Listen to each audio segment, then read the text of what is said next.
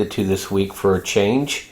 We have the second week of the month, and we're going into a quad witch, and we're going into a Fed meeting, and we're going into ECB meeting, and we're going into a Dutch election, and we're going into, whoops, there we go, PC going crazy.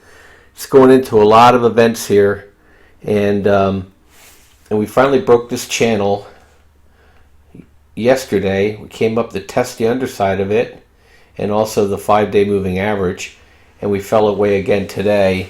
And all day long they tried to do it, and it just kept getting a reject it, and at the end of the day it kind of spilled out a little bit, and we made it another new low. And so, you know, my view here is that probably some support here, and then down to the VWAP, and then we'll just have to wait and see what's gonna happen after that. But hey, you know, it looks a little shouldery, a little head here, maybe another little shoulder, start selling off.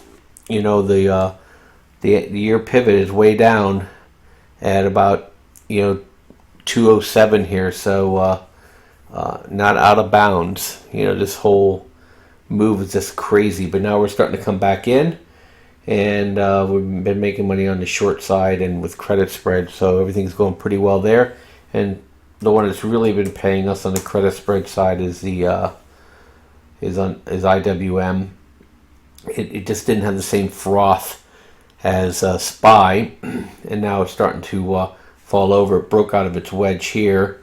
You know, if we probably take that down, it's probably hit some support here. I was going to buy TWM, but I didn't want to catch a bounce. I want this next thing to fail again, and it'll run down to here, more likely down to 134.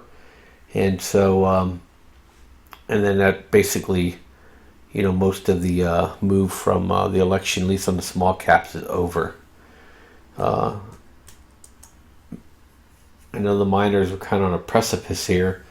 They've been selling it hard ever since, you know, Yellen's been yakking away here about raising rates. But I think we got a little bit of a falling wedge here. See if we get at least a tradable bounce, and that's all I'm really looking for. I entered SILJ today,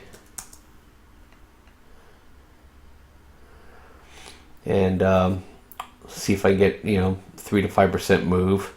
I added to my SLW at 1888. And so, again, I'm just looking for a tradable move here at this point. And we closed our UNG, we closed our TMW yesterday, and we closed our BIS today. So we're having a pretty good start of March. Way different than February. You know, my signals work best when things are moving around, and it was just a little too one-way action overbought that just kept screwing me up. Let's see what else we have here. Let's look at our good old friend. This is amazing. This 2 days in a row I did not take this trade because I was just scared to death. His XIV, they popped the open and they went back down, and I just was sitting there right there with my head during the headlights here. I didn't take the trade.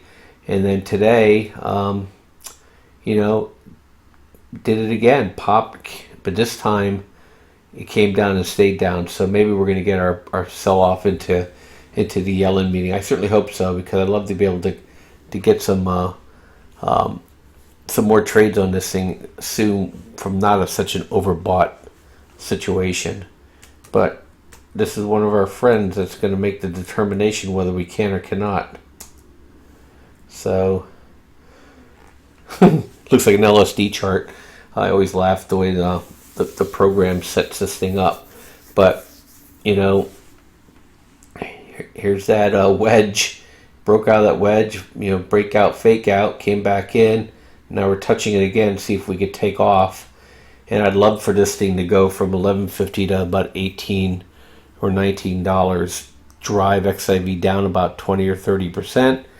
Recharge the batteries, get SPY to sell off another 8%. And then we can have a little bit more normalized to and fro in the market. But we'll see. You know, it's still amazing to me how everything seems so benign when the world's absolutely going crazy. But maybe just the start of something, or maybe it's just a contract roll. Don't know yet, but like I said, I'm just gonna sharpshoot some trades from now until I get more comfortable where I think something is a little bit more long-term tradable. Let's see what else we have to show you. Anything else? No, I think that's it right now. The only other one I always like to look at is just because it always just amazes me is XLY discretionary income when people don't have any, but it looks like it's finally rolling over, and we'll see what happens when it gets to VWAP. And you got XLG, which is their Rampathon that died today. I watched that today a little bit on the 1 minute. It was going minutes without any trades at all, which is just amazing. And you got XLK, and that's starting to settle a little bit too. And then one, I don't trade these, but I'm always interested when people talk about it. They said Tesla might be an opportunity for a pretty good short. Looks like it already had a pretty good sell-off. But I guess if it gets down below that 245, could keep falling. So more interesting than anything else. See what Apple has to say. It could fall at any moment, I guess. But it's just too hard to short something there that's been stepping up like that for months. Anyway, Bob and Trade Genius, we'll keep an eye on things tonight. See if we keep selling off. Thursday, the ECB meeting. And so by the time everybody wakes up on Thursday, we should have some fireworks going either way with the market. Catch you guys later. Thanks. Bye.